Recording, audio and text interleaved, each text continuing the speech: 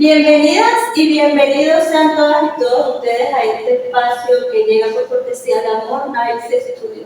El día de hoy tenemos una invitada súper especial y un tema súper especial que incumbe no solo a mujeres, sino a hombres también. Le doy la bienvenida a la doctora Omerly Pacheco, quien es ginecostetra cirujana y especialista, tiene un posgrado en diplomado en medicina materno-fetal. Un diplomado en medicina materno-fetal. Bienvenida, doctora. Muchísimas gracias. Gracias por la invitación. Un gusto poder acompañarles en este espacio y bueno, hablar acerca de un tema tan importante y fundamental para la mujer principalmente, pero también para las personas que le rodean. Vamos a comenzar ya entrando de lleno en el tema, doctora. Histerectomía, mitos y realidades acerca de esta cirugía. Sí. Bueno. La histerectomía, bueno, hay como mucha desinformación acerca de esta cirugía. Hay muchas dudas y muchas incógnitas en cuanto a todo lo que implica ese proceso. Tanto las causas como el preoperatorio, el transoperatorio y aún más en el postoperatorio, ya que en esta etapa surgen muchas dudas respecto a la recuperación de la paciente. Principalmente, ¿qué es la histerectomía? La histerectomía es una intervención quirúrgica que depende de la patología que haga la indicación de realizarla. No es más que una intervención en la que se extrae el útero, ¿ok? Hay diferentes tipos de histerectomía. Tenemos la histerectomía subtotal o parcial, es en la que se extrae una parte del útero, específicamente el cuerpo, y se conserva el cuello.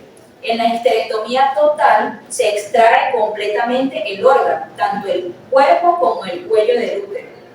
Y en la histerectomía radical tiene indicaciones muy particulares, allí sí se extrae todo el útero y los anexos, que son las trompas y los ovarios. Incluso se toman muestras adicionales, pero ya esto es más que todo en casos oncológicos. ¿Okay? La vía de abordaje varía dependiendo de la indicación y de la causa de la intervención, ¿ok?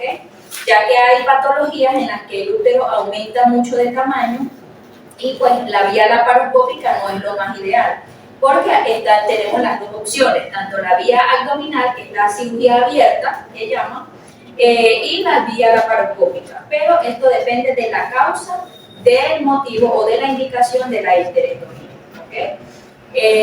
Una vez que se evalúa, pues para eso es fundamental evaluar a la paciente, porque hay que tratar a la paciente de forma individualizada.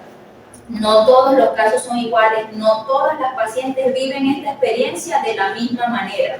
En el transcurso de sus etapas, cada paciente es una experiencia. Sí, porque todos los organismos son individuales, independientes, y la patología por la cual se fue como resultado la realización de la histerectomía. Exacto, la indicación de la cirugía varía, depende de la causa que tenga cada paciente. Algunas es por problemas endometriales, que es una de las capas del útero, otras es por trastornos en la capa muscular, que es otra de las capas uterinas, que son los fulanos o los muy conocidos miomas uterinos, pero hay otras patologías, la hipertrofia endometrial, los pólipos endometriales, todas esas son causas de histerectomía. Hay causas oncológicas también, cáncer de cuello uterino en etapas tempranas, cáncer de endometrio en etapas tempranas también son indicaciones de histerectomía total, ¿ok? Entonces hay que individualizar tanto los exámenes preoperatorios como la recuperación dependiendo de la causa de la cirugía. ¿Okay? Y pues la decisión de la vía de la cirugía es previa a la evaluación de la paciente, de igual forma todos los exámenes que haya que realizar. Con respecto al transoperatorio surgen muchas dudas respecto a la anestesia, el tipo de anestesia que van a recibir, cómo es el tipo de cirugía que le van a realizar.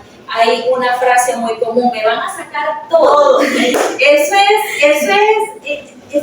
ocasiona un impacto tan grande en nosotras las mujeres cuando, primero, el impacto que ocasiona cuando te dicen hay que realizar una histerectomía, independientemente de la patología que la paciente tenga. El impacto emocional que eso genera en la mujer es bárbaro. Sí. Primero, porque no estamos preparadas como para que de repente nos digan hay que sacarte el útero. Y segundo, y muy importante, por los mitos que rodean generacionalmente a esta cirugía. Porque las mujeres nos vetan como que la feminidad de la mujer está en el útero.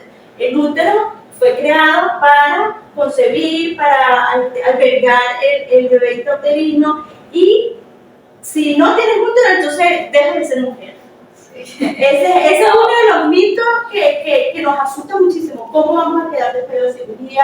Si vamos a ser funcionales en nuestra intimidad, por ejemplo, el apoyo de las parejas, la mentalidad de los hombres también es súper importante en esta cirugía y alrededor de esta cirugía. Si tenemos pareja y no nos apoya durante este proceso, para nosotras es muchísimo peor, es mucho peor. Entonces, si tenemos una pareja y su esposa tiene que atravesar por esta cirugía, lo más recomendable es el apoyo. Las emociones cumplen un papel fundamental alrededor de todo el proceso, en el pre, en el post y en todo lo que sigue del resto, porque luego de esta cirugía tengo entendido, doctora, que el cuidado es prácticamente de por vida. Mira, definitivamente que sí hay más, no, el inconveniente con esta cirugía no es tanto desde el punto de vista médico, porque pues esos son criterios que están claramente establecidos. El inconveniente es más que todo en la parte emocional y el impacto que va a tener esta cirugía en la vida de la mujer. Primero, someterse a una intervención quirúrgica, que ya eso contiene implícito el temor, ¿ok? Y más aquellas mujeres que no han sido operadas nunca de ninguna otra patología, ¿ok? Ya eso implica temor. En segundo lugar, ese aspecto muy importante que estás mencionando, que es de que no, voy a dejar de ser mujer porque ya no voy a tener útero, voy a estar mutilada, o términos así incluso se manejan. Definitivamente el útero, la función es reproductiva, ¿ok? Y pues una vez que no hay embarazo, pues es el conducto para ver la menstruación. O sea, eso es lo que nos hace ser madres y ser mujeres o seres menstruantes, pues que vemos la menstruación, que es un resultado de no haber salido embarazada, y todo eso variado de forma hormonal. Sin embargo, el funcionalismo del cuerpo o la coordinación de muchos eventos metabólicos, hormonales en nuestro organismo no recae sobre el útero, es sobre los ovarios, ¿okay? Por eso el impacto de esta cirugía también depende de si la extracción es solamente del útero o de los ovarios también, que eso va a variar también de la causa de la histerectomía, si es por alguna patología ovárica, alguna tumoración o algún cáncer ovárico, que hay que extraer completamente tanto el útero como sus anexos, o si es, y también depende de la edad de la paciente. Eso va a influir mucho, porque no es igual hacer una histerectomía en una mujer en edad reproductiva a hacer una histerectomía a una mujer en etapa de premenopausia o incluso ya en la menopausia, ¿okay? Allí cambian los protocolos o las indicaciones de conservar como los ovarios, y esto también va a repercutir en la recuperación, ¿okay? Hay muchas dudas respecto al uso de fajas, a la hora de orinar, a la hora de tener relaciones sexuales, a la hora de realizar actividad física o de realizar esfuerzos físicos, ¿okay? Hay varios aspectos importantes a tomar en cuenta, por ejemplo, en cuanto a la sexualidad, ¿okay? Y es una duda que invade a la mujer desde el momento en que uno decide o uno le da la indicación de la histerectomía. ¿Okay? La sexualidad va a variar de varios aspectos o de varios factores, ¿okay? El tiempo promedio que se aconseja es de 30 a 40 días postoperatorio, ¿okay? Sin embargo, es un tiempo que, como te digo, va a ser individualizado dependiendo de los resultados de la cirugía, si hubo complicaciones o no, el tipo de histerectomía que se realizó, el tipo de técnica quirúrgica que se utilizó al momento de cerrar la vagina, porque una vez que extraemos el útero, las paredes vaginales abrazan el cuello del útero, ¿okay? Al extraerlo, si lo extraemos completo, ya no va a haber cuello, entonces se sutura la pared anterior con la pared posterior de la vagina y queda como una tiendita de campana, que se llama cúpula vaginal. A lo cual también hay que seguirle haciendo citología para aprovechar la cuñita aquí, porque muchas mujeres, ese es otro mito, que creemos que después que ya no tenemos útero ya no hay que hacer citología, cosa que es completamente falsa, porque ya no hay riesgo de cáncer de cuello uterino, pero el cáncer vaginal también existe. Esa es una duda muy frecuente en las mujeres. Si después de ya no tener útero, tengo que seguir haciendo la citología. Claro, aparte que hay que seguir con el chequeo y el control, Claro. porque allí viene la menopausia. Para las mujeres que ya no, que todavía estén menstruando. Entonces, al retiro del útero, instantáneamente comienza el proceso de la menopausia. Es un corto de la menstruación que por definición 12 meses sin menstruación es igual a menopausia. ¿Okay? Sin embargo, si en el caso de una mujer en la que se conservan los ovarios, la función hormonal continúa. Es decir, que no necesariamente va a presentar síntomas de menopausia. ¿Okay? El hecho de extraerse el útero, las consecuencias o los síntomas menopáusicos se van a percibir si son extraídos los ovarios o no. Porque, como les comenté, los responsables de la función hormonal son los ovarios, no el útero. El útero es solamente un recipiente para el bebé o un conducto para ver la menstruación. Entonces, también la sexualidad va a estar marcada o va a depender de si se le realizó oophorectomía o no, que es la extracción o no de los ovarios. Porque al extraer los ovarios hay una disrupción, hay una supresión de esas hormonas que normalmente producen los ovarios, que son las que mantienen la piel lozana, la humectación de la piel, la hidratación de la piel, la fortaleza en el cabello, en las uñas, así la piel toda bonita. Todo eso está regulado por las hormonas que producen los ovarios. Entonces, al quitar los ovarios hay una supresión hormonal que induce una menopausia quirúrgica, por decirlo así. ¿Okay? Entonces, la mujer puede presentar sintomatología de menopausia que en muchas mujeres ocurre una disminución del líbido, que es el deseo sexual. Entonces, eso también va a estar involucrado en el inicio o la reanudación de la sexualidad de la mujer. Entonces, es muy importante el apoyo de la pareja, obviamente, y el apoyo de la familia también, porque la pareja va a ser un factor fundamental en cuanto a este tema de la sexualidad. O sea, que la mujer no se sienta presionada, porque además de que, se siente impactada desde el punto de vista emocional, porque ya es un órgano que no va a tener, y hay tantos mitos acerca de eso. Que nosotras mismas pensamos que el útero es la parte donde nosotros funcionamos completamente como mujer. Nosotras mismas relacionamos el útero con la mujer. Entonces nosotras mismas nos empezamos a autogestionar, autocongestionar, meternos cosas en la cabeza que en realidad pues, no son ciertas y todo está en la mente. Además de que todo está en la mente. Si uno le pone el enfoque a eso, empieza a somatizar, empieza los miedos, las dudas, los temores, los calores. Y bueno, eso también va de la mano del médico tratante, ¿no? Porque hay mujeres que también por pena no preguntan, ¿no? o buscan información fuera del médico tratante, cuando el médico tratante pues, está en la capacidad de resolver todas estas dudas, tanto de los mitos como de las realidades, ¿okay? Y pues la sexualidad es un punto muy importante y es un punto de preocupación para la mujer.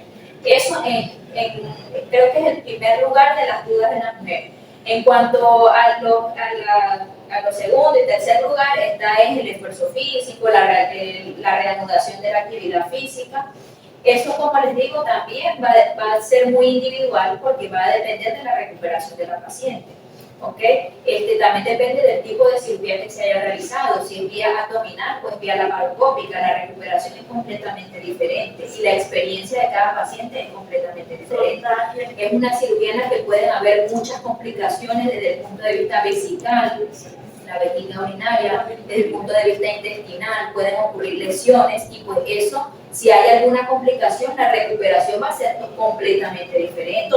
¿Okay? El uso de fajas no está recomendado porque lo ideal es que la pared abdominal pues, no se sienta presionada y pues haga su revitalización, su cicatrización de la forma más natural, sin presión, sin estar muy presionada, y que la misma cicatrización y la fibrosis que ocurre allí en los tejidos vaya haciendo de forma natural con la fuerza de la pared abdominal. ¿Okay? Lo recomendable posterior a la cirugía es deambular o caminar lo más pronto posible, inicialmente con ayuda, posteriormente ya ir avanzando sola, ¿okay? Para poder favorecer y mejorar la tolerancia al dolor.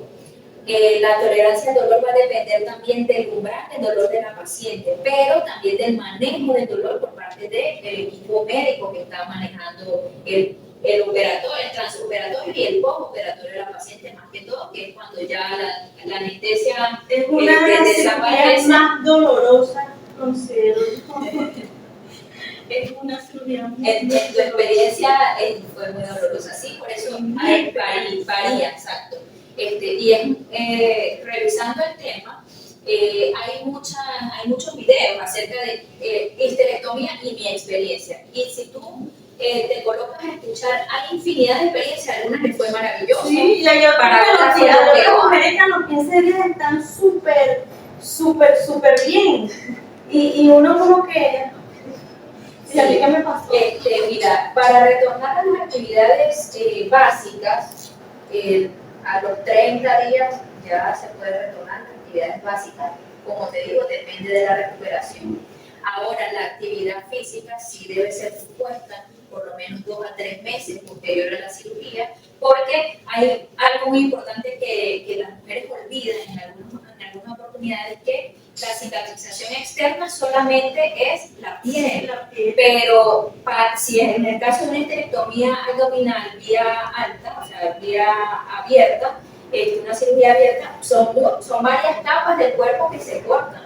O sea, es la capa muscular, es la capa ponegrótica, o sea, son varias capas que son intervenidas o son comprometidas en esta cirugía, que pues cada una amerita su recuperación, ¿ok? El esfuerzo físico debe evitarse. El levantamiento de peso, el levantamiento de peso, porque pues una vez que ya no hay útero, la cúpula queda suspendida en algunos ligamentos, y si no nos cuidamos en el postoperatorio hay riesgos de que haya prolapsos. Entonces después es necesario incluso reintervenir para corregir ese tipo de prolapsos, ¿ves? Entonces el cuidado postoperatorio debe estar guiado principalmente del médico tratante, porque involucra el consumo de antibióticos, de analgésicos para manejar bien el dolor, las recomendaciones de la deambulación, o de cuándo caminar, cuándo retornar a las actividades básicas de la mujer, cuándo retornar a las actividades de esfuerzo, o sea, de las actividades físicas, de ejercicio físico, que es muy importante en la vida de todos ser humanos. La dieta, doctora. Me gustaría que también planteara un poco acerca de lo que debes y puedes comer y lo que no, porque eso también influye en todo el proceso intestinal que se genera. Por supuesto, porque el útero aquí en la cavidad pélvica tiene su lugar, ¿okay? Una vez que es retirado, que ya no está ese órgano allí, ocurre un proceso de reacomodación, ¿okay? Porque donde estaba el útero, ese espacio va a ser ocupado por asas intestinales. Entonces el metabolismo o el funcionalismo intestinal se va a ver un poquito alterado, ¿okay? Los primeros días, lo ideal es que sea inicialmente en el postoperatorio debe ser por lo menos 6 horas de dieta absoluta. Esto principalmente va a depender si hubo o no hubo complicaciones en la cirugía. Depende de las complicaciones, a veces la dieta absoluta se extiende por más de 6 horas, ¿okay? Pero generalmente en la mayoría de los casos a las 6 horas ya la paciente puede iniciar tolerancia oral con dieta líquida, y si hay tolerancia progresar a la dieta blanda. En estos casos ya de los cuidados más tardíos en cuanto a la alimentación, hay que tratar de consumir alimentos ricos en fibras, alimentos que favorezcan el buen funcionalismo intestinal. Por ejemplo, las harinas, las legumbres son muy difíciles a la hora de la digestión y favorecen que el bolo alimenticio, o que la formación de las heces intestinales se formen heces más duras. Entonces, y genera los flatos, aumento en la liberación de gases intestinales, y si el contenido fecal es más duro, pues cuesta más al momento de la defecación y se genera un esfuerzo al momento de evacuar. ¿Okay? Entonces es importante también el manejo con reblandecimiento, con medicamentos que son reblandecedores de heces. La hidratación debe ser fundamental en este tipo de pacientes y el consumo de alimentos ricos en fibra y alimentos que favorezcan o que sean de fácil digestión.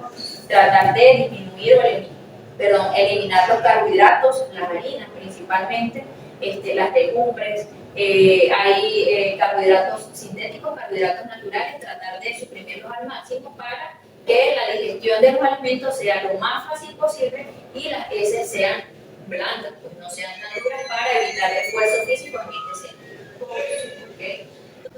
Doctora, banderas rojas que el cuerpo te va arrojando, que debes prestar atención para evaluar si hay alguna indicación de esterectomía. Sí. Particularmente hay algunas patologías que son asintomáticas, sin embargo hay otras, la mayoría, y que es las que motivan a tomar la indicación quirúrgica. Principalmente puede haber trastornos en la menstruación, aumento en la cantidad del sangrado o en la frecuencia del sangrado. Esa es la principal bandera roja, porque de hecho es el principal motivo de consulta en muchas de estas pacientes, en la mayoría de las pacientes. El dolor pélvico, no es normal que haya dolor pélvico. Si hay dolor pélvico hay que buscar la etiología. Claro, no solamente son patologías ginecológicas, también el dolor pélvico puede estar originado por patología intestinal, pero descartar esa parte. Pero el sangrado y el dolor pélvico son las principales alertas o las principales banderas rojas. En algunas mujeres puede haber dolor al momento de las relaciones sexuales, eso también es una bandera roja. Dolor al momento de orinar o de defecar, que puede inferir algunas patologías que son quirúrgicas y que en algunos casos son indicación de histerectomía. Entonces, cualquier sintomatología o cualquier trastorno fuera de lo habitual, lo que es el ciclo menstrual, exacto, lo normal de cada paciente, de una vez acudir, porque a veces dejamos pasar por alto muchas sintomatologías y hay patologías que progresan hasta que llegan a un punto que son quirúrgicas, porque inicialmente muchas de estas patologías que terminan en una indicación de histerectomía pueden ser manejadas de otra forma, o sea, pueden tener un manejo médico antes de llegar a la parte quirúrgica. ¿Okay? Y pues eso va a variar también dependiendo de la edad de la paciente. No es igual tomar la decisión de una histerectomía en una mujer en edad reproductiva que no ha tenido hijos a una mujer en etapa de menopausia o posmenopausia. Posmenopausia también se puede presentar sangrado. Sí, exactamente. Mira, una vez que se instaura la menopausia, que son 12 meses sin ver menstruación, no hay motivo por el cual la mujer vuelva a sangrar. Una vez que entramos en la menopausia, no debería sangrar la mujer. Si hay un manchado, un sangrado, hay que buscar qué está pasando. Exacto, ya eso es una bandera súper roja, porque pueden ser patologías oncológicas incluso, como pueden ser patologías benignas, pero que ameritan una intervención quirúrgica. Incluso antes de llegar a una histerectomía puede tener otro tipo de resolución. Pero si no acudimos a tiempo, si no vemos qué es lo que está pasando, la patología puede progresar al punto en que ya es irreversible y está la indicación de una histerectomía. Que cada una de nosotros nos conocemos nuestro cuerpo, conocemos cómo es cada uno de nuestros periodos, y si hay algo, un sangrado que está fuera de lo normal, el dolor, porque es que lo que pasa también es que nos acostumbramos al dolor, nos acostumbramos a que, bueno, que la mujer es fuerte, sí, que somos fuertes y que esto es parte del proceso, y esto es lo que... porque a mí desde que yo me desarrollé me ha dolido y mis periodos siempre han sido así, o después que yo tuve mi primer hijo, después que a mí me cesarearon, o después que a mí me hicieron la esterilización, por ejemplo, mi periodo cambió. Entonces uno se acostumbra, o las mujeres generalmente cometemos ese error de acostumbrarnos a que en cada periodo cualquier cambio lo asumimos como algo normal y lo referimos a cualquier causa que nosotros creemos que sabemos las causas, y entonces vamos postergando y vamos alargando el tiempo y cuando ya no podemos más, es que ahí acudimos al doctor, al médico. Entonces no es el deber ser. No, es que lo ideal es acudir al control ginecológico de forma regular, porque la consulta ginecológica debería funcionar como algo preventivo, la citología cervical como prevención o diagnóstico preventivo de patologías oncológicas en el cuello, la revisión de la ecografía transvaginal, que es lo ideal de la evaluación del órgano pélvico, hacerlo de forma regular, anual es lo mínimo que está indicado, ¿ok? Porque en más de un año pueden pasar muchas cosas, pueden desarrollarse o pueden avanzar lesiones premalignas a lesiones cancerígenas o trastornos que pudieron ser manejados de forma médica a meditar ya una intervención quirúrgica, algo que pudo haberse evitado. ¿Okay? Incluso en las patologías oncológicas, hay patologías oncológicas cervicales que pueden ser manejadas sin necesidad de llegar a una histerectomía. Pero si dejamos avanzar a pesar de la sintomatología, porque como te comento, hay algunas patologías que suelen ser asintomáticas, principalmente el cáncer de ovario, que es una patología o que es asintomática al inicio o que genera síntomas muy leves y pues con mayor razón pasan desapercibidos. Entonces la menstruación, lo normal no es que haya dolor, lo que pasa es que muchas mujeres se han acostumbrado a que eso sea lo normal en su ciclo. Pero no es normal tener dolor al momento de ver la menstruación. Es normal una presión, un cólico leve, pero dolor intenso no debería haber. Allí hay que buscar la causa, porque hay muchas causas de dolor o de dismenorrea, se llama eso, lo que es el dolor menstrual. Hay muchas causas y algunas son con manejo médico, otras incluso terminan siendo con manejo quirúrgico. Pero para muchas de ellas, con el tratamiento médico, la paciente puede mejorar y no necesariamente llegar a un punto en el que sea necesario una intervención como esta, que es una cirugía mayor. Cuando, por ejemplo, un parto no sale como debería y termina como consecuencia con una histerectomía de emergencia. Fíjate que las tasas de las histerectomías obstétricas están aumentadas. Okay, una de las principales causas de mortalidad materna, las hemorragias obstétricas son, mira, terribles, o sea, es un evento catastrófico. Claro, tiene diversas causas, puede ser un abretismo placentario, atonía uterina, una inversión uterina, tienen diversas causas, pero tienden a ser muy catastróficas y en nuestro medio aún más, pues por como conocemos que está el sistema de salud. ¿Okay? Entonces, es importante evaluar en estos casos la decisión más oportuna al momento de decidir, de tomar la opción de hacer una histerectomía obstétrica. O sea, eso también tiene sus indicaciones, pero a diferencia de la histerectomía ginecológica, ocurre allí, en la emergencia. O sea, en el momento en que la paciente está hay que decidir, y allí no predomina si la paciente tiene hijos o no, si el bebé está de acuerdo el esposo. O sea, allí se informa porque es una medida que es salvadora en muchos casos, y de hecho en muchos casos hay muchas mujeres que se les ha salvado la vida tomando esa decisión de forma oportuna. Porque llega un punto en que es tan irreversible ya el shock hipovolémico que se instauró en la paciente que ya hacer una histerectomía no va a salvar la vida, pero en muchos casos sí.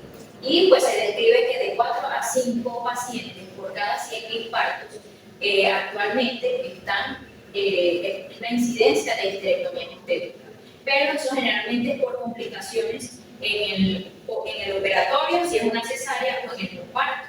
¿Okay? Que es la hemorragia postparto, y es un evento que es una de las principales causas de mortalidad materna y que se debe abocar al entrenamiento de los médicos tratantes, o sea, y de todo el equipo, porque eso es un equipo multidisciplinar.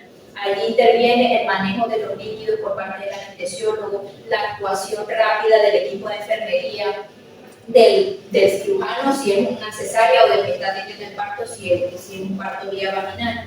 O Son muchos factores que ocurren en una milésima de segundo y pues hay que estar bien capacitado, bien entrenado, pensar con cabeza fría, aún sea un momento de calentura, porque es un estrés sumamente importante, porque es la vida de una persona, y tomar la decisión en el momento oportuno. Y tener esa decisión en las manos, así como que para ustedes es un peso y una la destreza presión. también, porque no es igual a operar a una paciente que se preparó para esa cirugía con el preoperatorio. La cirugía se puede hacer con calma porque es algo controlado, a que en esos casos, en esterectomías obstétricas, que es por hemorragia postparto, el sangrado está activo, o sea, hay que actuar rápido, hay que tener la destreza para hacer la cirugía en tiempo récord y para que pueda ser una medida salvadora para la paciente. Y pues el manejo de la sangre, las plaquetas, todos esos factores que van a ayudar para manejar la hipovolemia que se presenta con estos sangrados tan importantes. Y en estos casos es que se describe con mayor frecuencia la indicación de la histerectomía subtotal o la histerectomía parcial, en la que extraemos parte del cuerpo uterino. ¿Okay? Ahí no es como que la premura de que no hay que sacar el cuello también, ¿no? Porque lo ideal es extraer el cuerpo. Si allí extrayendo el cuerpo se controla el sangrado y da la oportunidad de hacer la histerectomía completa, se realiza completa. Si no, pues se conserva el cuello, eso no va a haber ningún problema. De igual forma, con cuello o sin cuello, el control ginecológico debe seguir siendo amplio. ¿Okay? Otro de los aspectos muy importantes también en el operatorio de la histerectomía es cuándo hacer la citología, que muchas mujeres desconocen eso. A veces pasan años y no se vuelven a hacer la citología por lo que habíamos comentado, pero sí el seguimiento hay que hacerlo en el postoperatorio, y el postoperatorio inmediato, hacerlo a los 10 días, el control para ver cómo va la cicatrización, y la primera citología debería ser a los 3 o a 6 meses, para ir evaluando cómo va la cicatrización también, porque esa es una cicatrización que va ocurriendo algo lenta y que depende de esa cicatrización en la vagina también va a influir cuándo vamos a iniciar vida sexual.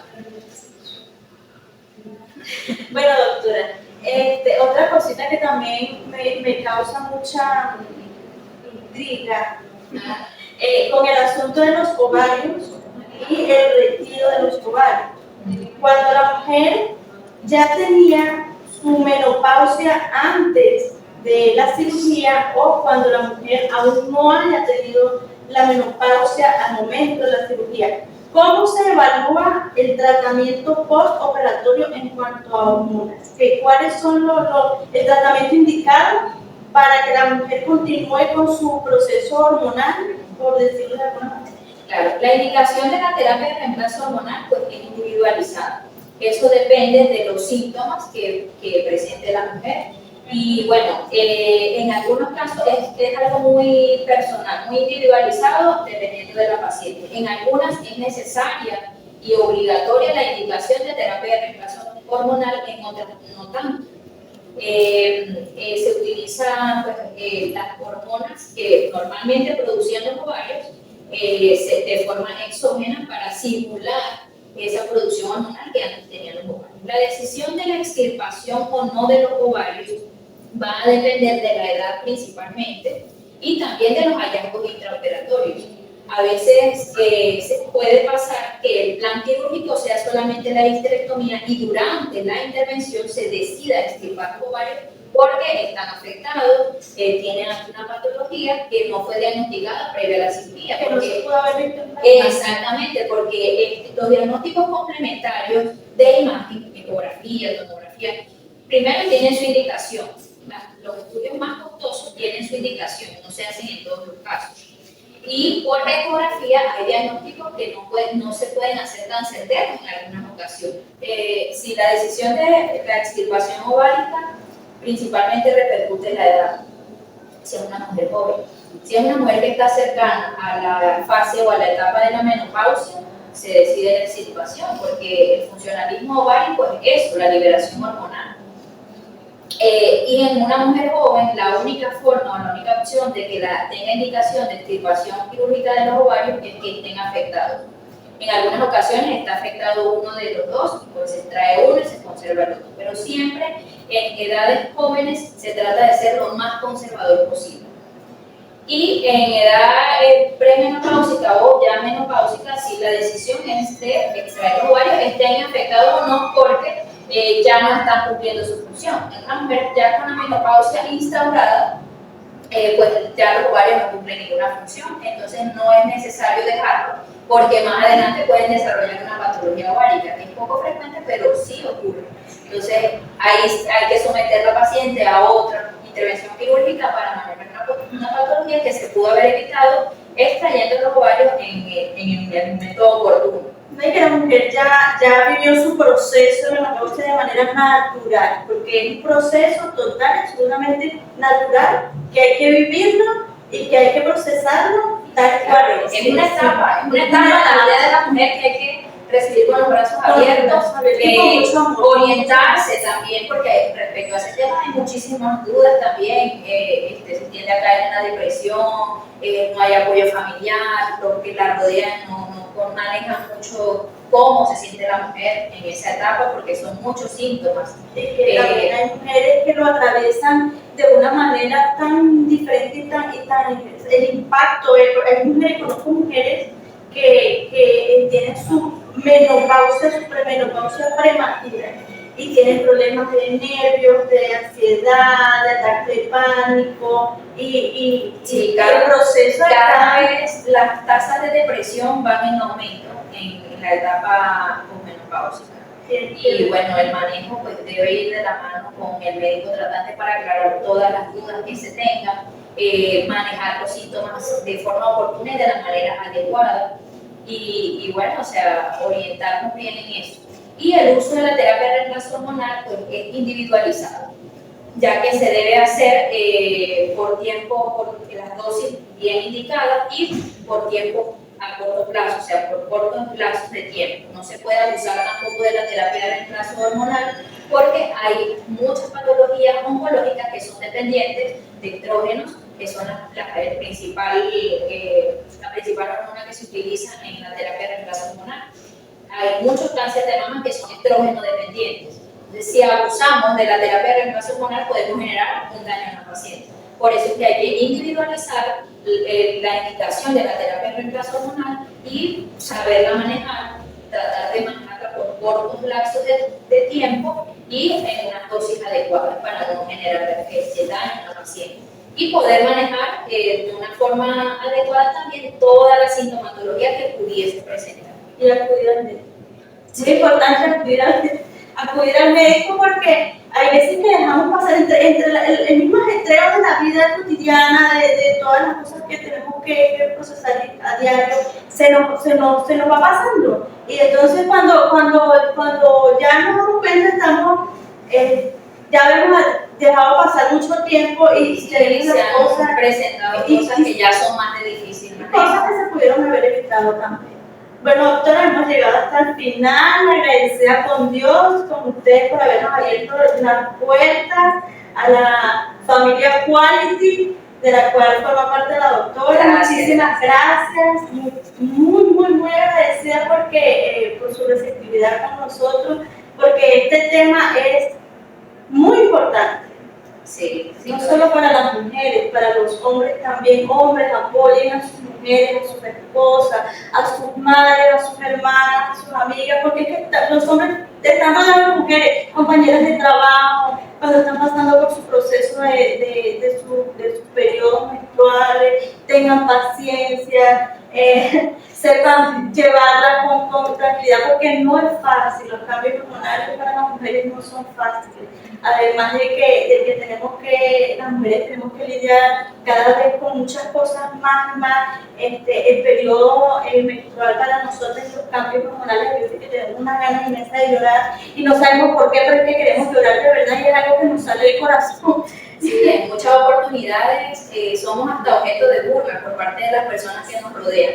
Y lo que sí hay que medir es cuál va a ser la repercusión en esa mujer de cómo la está tratando en esa etapa, porque no todas afrontamos las diferentes etapas de nuestra vida de la misma manera. no todas tenemos la misma estabilidad emocional, algunas somos más susceptibles que otras, y eso es lo que repercute en la alta tasa de depresión que hay actualmente, más que todo en la etapa de menopausia. Pero sí, en muchas ocasiones somos objeto de burlas en cuanto a nuestros periodos menstruales, porque en realidad son cambios hormonales que se producen y que pueden generar cambios en el humor. Y pues bueno, yo también estoy muy agradecida por la invitación, complacida con ustedes, que bueno, o sea, hay que tratar de aclarar para la población lo más que se puede en cuanto a los mitos de muchas patologías y de muchas intervenciones y de muchos temas que son importantes en el ámbito de la ginecología, que es la rama que estudia la mujer. Y que quedó mucha tela por cortar. Así que dejen en los comentarios qué otro tema quieren que abordemos con todo el gusto, y aquí compañera de la doctora se lo vamos a estar aclarando posteriormente. Muchísimas gracias por su atención, por haber llegado hasta el final de nuestra entrega del día de hoy. Recordarles que tenemos una cita el próximo viernes con la bendición de Dios. Recordarles también que le den me gusta al video, que lo compartan para que la información llegue a muchísimas más personas y que hagan sus comentarios de cosas bonitas y positivas. Muchísimas gracias por su atención, muchísimas gracias a ustedes, muchísimas gracias a mi equipo de trabajo y nos vemos la próxima semana. Yo soy Margaret Valera y esto es Amor Podcast. Chao, chao.